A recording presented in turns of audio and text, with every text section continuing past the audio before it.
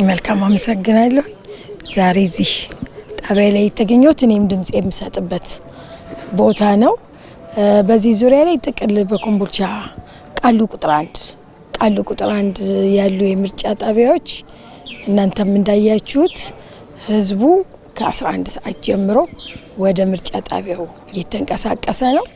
ሰልፉም ረጃጅም ሰልፎች ናቸው ያሉት። በዚህ ዙሪያ ላይ ህዝቡ አንዱና ትልቁ ምርጫው ፍትሃዊ አሳታፊና በህዝብ ዘንድ ተአማኝ እንዲሆን የሚያደርጉ ስራዎችን እያከናወኑ ነው ያሉት።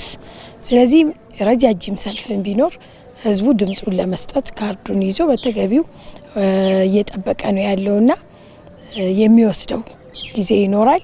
ያንን በትዕግስት መጠበቅ አለበት። ትልቁ ደግሞ በህዝብ ዘንድ ተአማኝነት ያለው ምርጫ መፈጸም ነውና አንዱና ትልቁ ግባችን በዛ ዙሪያ ላይ ህዝቡ ራሱ የተሳተፈበት ድምጹንም እየሰጠ ያለበት ሂደት ነውና ጥሩ እንቅስቃሴ ነው። ይሄንን ውጤታማ እንዲሆን የምርጫ ህጉን ማክበር፣ በምርጫ ህጉ ደግሞ እስከ ቆጠራ ድረስ ያለውን ህዝቡ በትዕግስት እየተጠባበቀ ድምጹን ሰጥቶ መሄድ ይኖርበታል። ስለዚህ ትልቁና ዋናው ነገር የዲሞክራሲ ስርዓት ለመገንባት ከምንከተላቸው መንገዶች አንዱ የምርጫ ሂደት ነው። ምርጫው ደግሞ ህዝባዊና ህጋዊ መንግስትን ለመመስረት ትልቅ እድል የሚፈጥር ስለሆነ መንግስትም ይሄንን በቁርጠኝነት በተቀመጡ ህጎችና አሰራሮች መሰረት እየፈጸመ ነው የሚገኘው።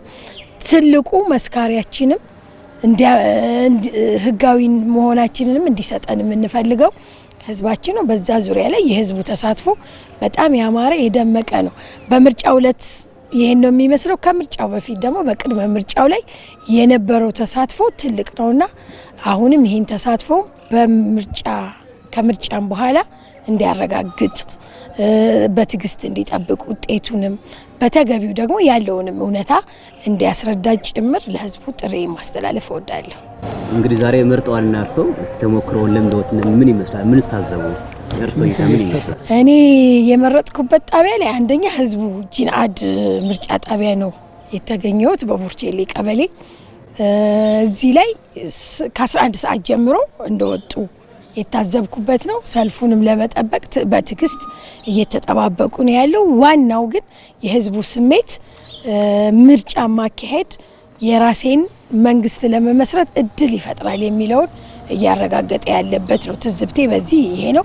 ህዝቡ በትዕግስት ወጥቶ እየጠበቀ ነው ያለው። በተለይ አሳታፊነቱና ህጋዊነቱን ለማረጋገጥ ያደረገው ጥረት እውነት ለመናገር ህዝቡ በጣም ሊመሰገን የሚገባ የመንግስትንም የሚያወርዳቸውን አቅጣጫዎች ለመፈጸም ያለው ዝግጁነትን የታዘብኩበት ነው። አመሰግናለሁ።